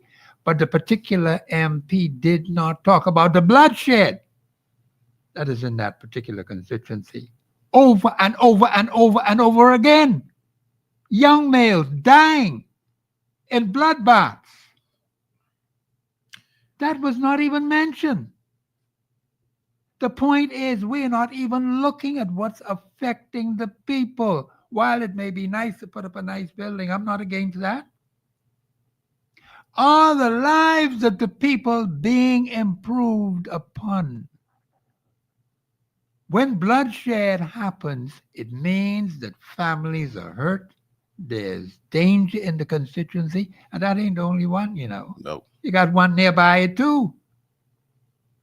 And yet that particular representative isn't looking at that. Bloodbath after bloodbath after bloodbath. And that's being overlooked. You think these just go away like that? You wait until another one spring up? And then a lot of people get shoot? Come on, man. We got to fix that. People are not safe in their own homes. They're afraid to come out, even in the daytime. One was telling me about another particular constituency. I ain't gonna call the name of that one. But, but the point is, the representatives of these particular constituencies are not dealing with real hardcore issues that affect the lives of the people. That's why I've vexed with this space foolishness and nonsense. And people are dying. People can't even get proper good health. I mean, what are we saying? People are struggling with the high cost of food, the high cost of living in this country. Go ahead, brother. Yeah, you know, Professor, what has happened is that like I said yesterday, I spoke with the Minister of Agriculture, who happens to be, I think, your MP. Yes, he is. And on most of the occasions that I've spoken with him, apparently that him and the Director of Agriculture have some great ideas. But I always tell people that as the minister, your ideas are great, but you have to tie it in as being the parliamentary representative. Yes. So when you have, as a minister, your first obligation is not to the ministry, it's to your constituency. That's correct. And then you share your ideas as the parliamentarian who now sits in the role as a minister. Say, listen, this our community here, we're going to be the pet project to launch that will be spread all through the Bahamas. That's how effective you prove to yourself, to the people, that you're interested in good governance. But when you look at 51 years, 7 months, and 3 days, we are finding that those particular personalities who are in that cabinet seem to get lost because they forget that they are representatives in those particular constituencies. The constituencies are neglected. The people will say, oh, well, he is a minister. The people didn't send him there as no minister. They sent him as a representative of the House of Assembly. Yes. Now, if he takes on responsibility as a minister with whoever gives that responsibility, fine. But we have seen hardcore evidence. All you got to do is look at Andrews. Andrews is a typical example. You had the top man in Andrews. But Andrews, look at Andrews today. I heard the woman from local government talk about the problems in Andrews. Can't have proper roads in Andrews. South Andrews on that, South Andrews. Of course, you have North Andrews and Central Andrews. What I'm saying is that there is a problem with people who are ministers in the government. And then you got some other fellows who say they're state minister. Now, that's a different kettle of fish altogether. I can talk about that one today. Yes. That's a different program altogether. But nevertheless, the man say he's a minister. Fine. But he's a representative. His parliamentary function, dealing with the problems, pressing, burdensome issues that affect the daily life of the people of a particular constituency. And each of these constituencies, like in Centerville, different parts of that particular constituency, people have different concerns. We're not looking at the differences in those particular segments of a particular constituency. What affects people in Centerville, what affects people, say, in Fort Castle, you got a different set of problems down there in Mason's Addition, and you keep going further south. And you will see different things that people need to be involved on the ground to improve life in their particular part of the constituency. This is Professor Sidney McGrath of Walter Thompson. The lines are open 326-0271, 326-0272, 813-0271. We'll be back after the break.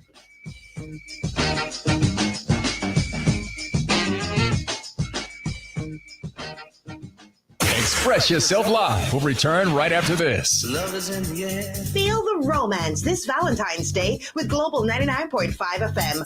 Win big! A 3-day, 2-night stay at Comfort Suites Paradise Island, plus a luxurious spa package from Windermere Day Spa. How to enter? Tune in to 99.5 FM on air to win exciting daily prizes, and head over to our website, www.global995fm.com. Click the post and enter for the grand drawing. It's that simple. Deadline February 13th. Don't miss your chance to make this Valentine's Day unforgettable. Global 99.5 FM, where love is in the air. Brought to you by Comfort Suites Paradise Island, Windermere Day Spa, Cricket Club, The Brass and Leather Shop, Flororama of Cable Beach, Eye Candy Makeup Store, and Lickety Split. Happy Valentine's Day, everyone, and good luck from your number one for R&B, Global 99.5 FM. How do I love thee? Let me count the ways. This Valentine's, express your undying love with a love package from Windermere Day Spa and Salons. There's Cupid's Arrow, offering an enzyme facial, manicure, and spa pedicure, just $162. Or the Hugs and Kisses package, stress relief massage, gel manicure with spa pedicure, just $147. Or do the couples thing with the Soulmate Soiree, a couples aromatherapy massage, couples spa pedicure, and a couples manicure, all for just $330. Call today and make your appointment. Windermere at Harbor Bay or Windermere at Caves Village. Gift certificates are available in-store or online at www.windermeredayspa.com. Happy Valentine's Day from Windermere Day Spa and Salon. Scout Studios, located Zion Boulevard in the plaza with One Stop Auto, wants to get you ready for the month of love.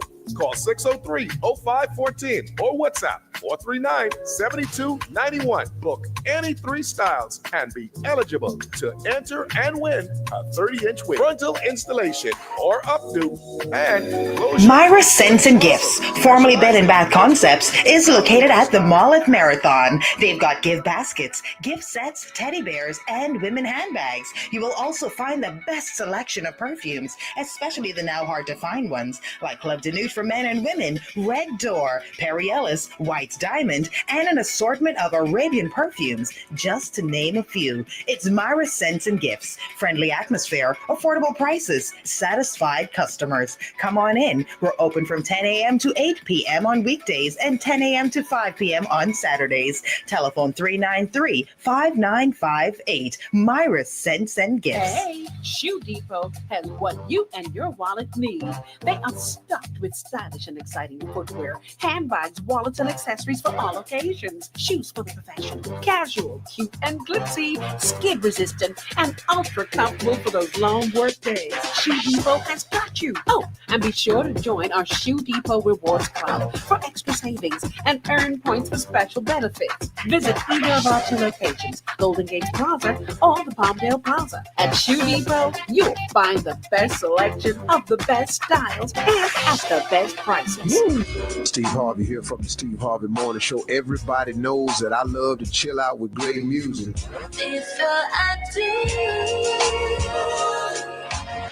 There's only one place you can get this.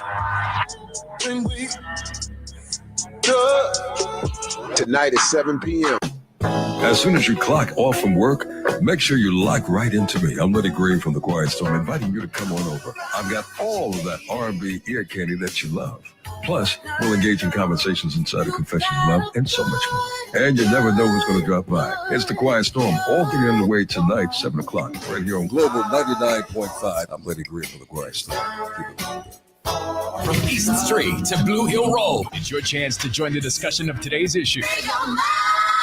Let your voice be heard. Speak your mind and express yourself. Call in and participate at 326-0271 or 326-0272. WhatsApp us your concerns on 809-2310. Follow us live on Facebook and globalradio99.5fm.com. Express yourself.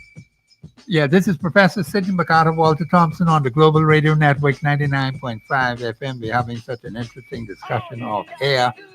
And Bahamians, a lot of things are happening. It's getting exciting. I'm enjoying what I'm doing here. And Bahamians, we have to be concerned about the way things are being done in this country. You've got to watch what the government of the Bahamas is doing, Bahamians, because some things are happening which will not benefit the average Bahamian, the vast majority of the people. If anything happens in this country that doesn't benefit the overwhelming majority, I'm talking about 80, 90, 95, near to 100%. If it ain't benefiting them, Bahamians, what's the point? What's the point of having it? You're taking the taxpayers' money to spend to do what? Just for a couple of people to benefit? It doesn't make any sense, Bahamians. The government of the Bahamas is supposed to look after your affairs, look out for your interests. But when a government decides to do things, not even consulting with you, not even considering you, not even thinking about you, just believe it could do any and everything, we got to stop that foolishness.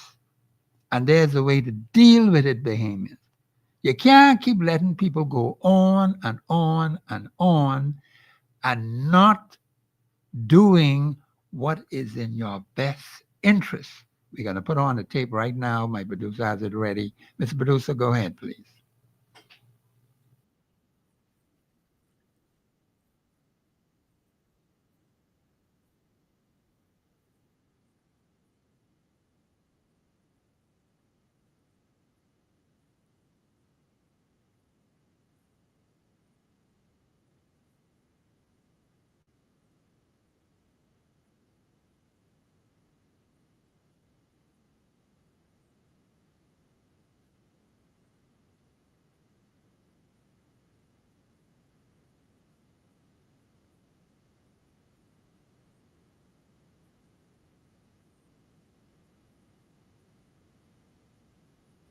You heard what they said at the end of that tape. Now, Bahamians, you know how it is in this country when it talks about safety and regulation. Who put up these regulations? When they talk about 20 events by SpaceX in the Commonwealth of the Bahamas. Brother Cartwright, see if you could make sense of this, what they're talking about. Well, I mean, apparently SpaceX will be doing a lot of space exploring into space. And for some reason, he's saying that these 20 drone drop sites that throughout the Bahamas, he hasn't even explained to us, is there safety? He has not explained at what cost financially for the country it's going to benefit. Yes. So these are the things that I'm looking at. I mean, if you're trying to invite or to recruit Mr. Musk to come to the Bahamas to do some investment, say so. But what kind of investment? But that's what I'm saying. Say so. Because, you know, we have a young lady who worked on the space program, Miss Aisha Bo. Aisha Bo, I heard about it, yeah. And so if you could say to me how you're going to tie the two of them together, I could sit back and say, let it play out. Yeah. But you're not saying anything, but I think we got a call on We the have line. a caller, yeah. Caller, you live on air. Go ahead, please. Good afternoon, Professor. Yes, sir. How are you? I'm calling from Freeport. Yeah, Go man. ahead, sir. Go ahead. Yeah, well, I came to Freeport in 69 years ago. Wow. How many years ago? I came to 69 years ago. Wow, boy, that's a good while back. And when I came to Freeport as a young man, yes, Freeport was thriving. And all the government doing that, it's campaigning. They don't have nobody at heart. If you listen to the shop owner and Port Lukai talking about Carnival Cruise Port, that's not benefiting any Bahamian business person. Wow. You know, but they jumping up and down, but tourists there's tourists there. But what I'm going to do this week, I can go in Port Lukai, I can take some pictures, and I'm going to forward to you. Yes, and I'm right here to Global. Yeah, yes. The government, the Prime Minister can stop lying. Both of them. But They're selling pipe dreams. You heard what the particular minister for Grand Bahama said? We played the tape. We played the tape. What the particular, because she's painting a totally different picture from what the callers are telling me. People who live there. Professor, I live there. I came as a young man. Yeah, you've been there 69 years. Yeah. So she painting election promises. Wow. She mix up. Or she's photo up. She don't give one cahoot to what happened to the residents of Freeport. Wow. You know, and it's sad to know who they were on. The hotel, the Grand Local, where they're trying to sell. I spent 24 years working for King Bahamas. Yes. We used to work in that hotel. Them, the first one going in, full of mold. The one where they're operating now, that's full of mold. But this is what the president of the Grand Bahama Chamber of Commerce said. It's a place full of mold. The setup, the tower side of the building, that's been closed from the last 3 hurricanes. And that's full of mold, that building ship. Wow. So don't they ain't talking about they're going to sell. They ain't got the first person to look like that. So, caller. You got to break them down. Yeah, so caller.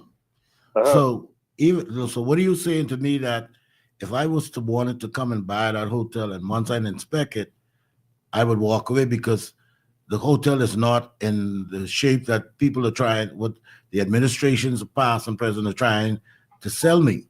So basically they are selling me a bill of goods, not a property that is valuable, that I could really, for me to invest money, that means that I would basically, for the first couple of years to upgrade would be working at a loss. Yeah. You would. Oh, okay then. That, like I tell you, the first one, the first hotel, which would be the old Holiday Inn, it's turning in there, the memory.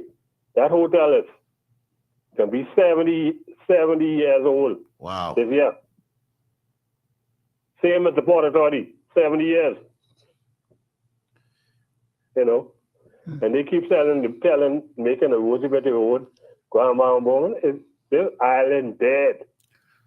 So let me ask you something. The roads that in Freeport, are they still in great condition? Because I know the roads going outside of Freeport used to be a challenge. This the worst I've seen the city of Freeport street is. Wow. Pothole here, they parts here and parts that.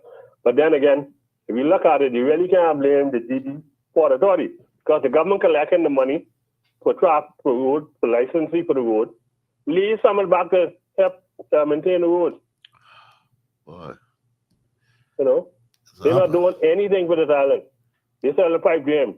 Okay. Now they say they want to get the bazaar, buy the bazaar, buy the old hotel, the old Princess Towers, with taxpayers' money. But you know, Carla, here's what I always say to people. If you never operate a business, move out the way, just put laws and regulation in place and let business people manage the economy and you get a stipend from it. Not you trying to control you, because you know the government of the Bahamas has shown to have a bad track record of building or setting up something substantial. That's correct. And so I was like, why don't you put laws in place to govern, to guide, and protect the sovereignty of the Bahamian people, and let the business people, when they come and say, listen, now you want investment, no problem. These are our rules in the Bahamas. This is how you have to work and protect our Bahamian workers. Now, if you can't abide by these rules, cool. You can move on. But you cannot sell the Bahamian people out. They're trying to, I believe they're trying to move some government officers. I can take the picture, I'll send it to you, and then y'all can take it from there. Okay, so thank you very much, Well, thank you for your contribution. Yes. That's what I'm saying, that you have the callers from Another Grand caller. Bahama. We have another call. Okay, Yeah. Caller, you're live on air. Go ahead, please. Good afternoon, Professor Sidney Thompson. How are you, sir? I'm doing quite well today. Beautiful. And to your guest host, Mr. Cartwright. Thank you, ma'am. Good afternoon. Sirs, I am very troubled as a very concerned citizen of this country with what I see taking place in our government and the oppression of our Bahamian people. I need to know, Mr. Thompson and Mr. Cartwright, who gives the minister responsible for tourism, aviation, and investment the authority, sir, to do as he pleases, traveling all over the world when they could have before that U.S. indictment, also borrowing millions of dollars like from Saudi Arabia, and now this SpaceX, which is to be landed in our Bahamian waters 20 times, sir? That's right. That's what we have. Sir, who gives them the authority when Article 72, of the Bahamas Constitution states that there shall be a cabinet for the Bahamas, which shall have the general direction and the control of the government of the Bahamas, and shall be collectively responsible, therefore, to Parliament. When were the documents laid in the Parliament? When was this debated in the Parliament, sir? When was this approved? This must be stopped because it could totally devastate our natural resources, our marine life, our environment. Sir, I am concerned. This must be stopped, and the people need to stand up now. Thank you, Professor, for your concerns also. Thank you for bringing this to the attention, because, you know, something I didn't really hear about it until I really started to listen to you, and then I watch Eyewitness News. I said, hold on. We got this government dangerous. They are selling out this nation, sir, and they must be stopped now. I am delighted that you In quoted. Jesus' name, now. Thank you, sirs. Hold on, stay on, caller. Don't go nowhere. She hung up? Oh, okay. All right. I'm delighted that she quoted right from the Constitution. Yes. Now, see, that's what we need people to be doing. That's why I said you need to know your Constitution. That's the supreme law of the land, Bahamians. And she went directly to the Constitution, how the cabinet, how the government ought to function. I am delighted she did that. And it is time, Bahamians, that we take appropriate action. When some people who've been given the authority to run this place goes contrary to the Constitution, because, you know, the man say 20 different landings. I mean, what are you saying? But she said something that I don't think a lot of Bahamians grasp when she said it. Yes. Because any investment, anything dealing with foreign investment, agreements, whatever, must be laid to the Parliament. And nothing was laid to Parliament. Not to my knowledge. Not to my knowledge either. Because every time when I go to Parliament, I just ask questions. Yes. And so here it is. you went behind the backs of the Bahamian people, because that's what it is. That's what it is, yes. And you sign off on something.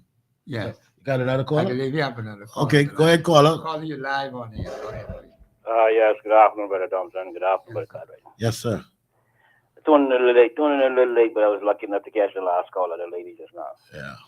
And I always appreciate whenever she makes contributions because she is very knowledgeable.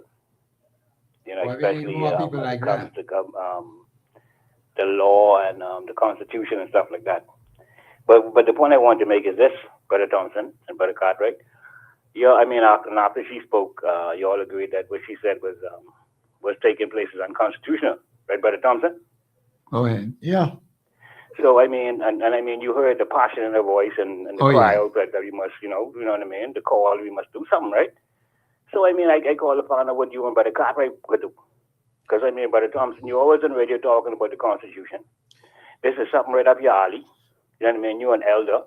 You know what I mean? You're always talking about leading the cause and doing this and doing that and the Constitution. You know what I mean, Brother Thompson? So I call upon her what you and Brother Cartwright could do. Well, and men like yourself. Yeah. I can sit back and listen because see, if we ain't gonna do nothing, Brother Thompson, you might just start talking about the Constitution, man. Because this time right here is a good time. I mean, you've had other opportunities before, right? But here's another one.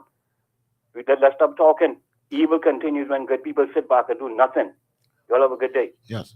Well, caller, what I also tell people before I get into depth about giving a reply, I like to always ask and see the documentation, because one of the things when I go to Parliament is that when you hear me speak on the radio on any matter pertaining to a policy, because government is allowed to make laws and policy, which is the Parliament then condones gives the okay to the administration to put in practice laws and policy. And the way how I say it, I didn't see any documentation. I didn't got no documentation. So my goal is now tomorrow or leading up to Parliament, I'm going to ask question to the clerk, the House. Is there a copy of that agreement? So I can look at it, study it, and then comment to it, because for me to go and to say to a minister or someone in the Parliament, and I'd be blind and not knowing what questions to ask, and then I can now come back and give their response. Yeah. And because one of the things I've been trying to do is to see if we could get many of these parliamentarians or even ministers to come and sit down and say, hey, explain the policy, why you all implement it, why you all pass. You know, some people ask, well, why you want to deal talking to them? And I said, because it's only the Parliament who can make laws. That's correct. So when these laws are passed or agreements signed, I want to understand the thinking behind it. Yeah. And so if you don't have the black and white in front of you to read and analyze it, you'll be blind to comment on something. So I will reserve that moment. But once I see the agreement, I will then basically share it with others, and then we will discuss it. And then I will tell you what I did and why, and I approached the minister. Well, Cartwright, I think you answered the gentleman's question, but now he heard it. Yes. He should ask himself, what is he prepared to do? Because when you check Article 24.1, and I agree with everything that you just said, because that's the way it ought to be. Article 24.1, people need to learn to understand that this is not a one particular personality or two individuals. I think we have a caller. Yes. Go ahead, caller. Caller, go ahead, Hello, please. Professor. Yes, ma'am. I just wanted to bring to the Bahamian people's attention. You remember the submersible that went down? Sometime, I think it was last year or a year before. Mm-hmm. Remember, COB had signed a memorandum of understanding with them. They were brought in by the government, and then COB signed a memorandum of understanding with them. And look what has happened. Which group is this again? I didn't catch it. The submersible, the thing that went down, that went to the Titanic, to look at the Titanic. It took Yes. Okay. Remember, COB had signed a memorandum of understanding with them. Yes, ma'am. And look what has happened. Yes. And now we are going to allow this thing that nobody is fully understands. It's not like there's a Bahamian involved in that type of venture or anything, That is true. or if it's going to benefit the Bahamian people. Yes, ma'am. You asked See, a that's very why, good question. yes, I said to the gentleman, we Yes. need to see the details Yeah, be happy to get before you can comment because it's just hanging. It's hanging, yeah. This is sad that every administration that we elect do not be fruitful or fought with. And the only thing they look at it is tourism, but how does that tourism money trickle down to the Bahamian people? That's the question we always Good ask. question. Excellent question. Yeah, we quite agree with what you say, ma'am. Tomorrow is open line. I hear the music in the background, but thank you for your contribution. Thank you. And you can call also tomorrow if you would like, because people need to understand what we're up against, Bahamians. This is a national issue. Okay, it is not just me and Brother Cartwright. We have our role to play. We're going to play that role. He needs to understand we are really on the ground fighting. Let me just tell him that, because he doesn't seem to understand that. We're involved right up to our heads in the fight for the salvation of this country. We don't just come on this radio and talk just to hear ourselves talk. Okay? So let's understand that, man. And I get very furious when people like that call into the show and then ask Professor, what is he doing about it? I have a responsibility here on the radio station. But off the scene, off the radio station, I am actively involved in a major battle to save the Commonwealth of the Bahamas. You want to know that, caller? Then you need to start doing something and get yourself involved in what's happening in this country. Don't upset me today, man. This is Professor Sidney MacArthur Walter Thompson. We'll have open line tomorrow, and we're going to continue on with this SpaceX thing and some other things we're going to deal with. This is Professor Sidney MacArthur Walter Thompson on the Global Radio Network, 99.5 FM. Have a safe afternoon and a pleasant day. Thank you.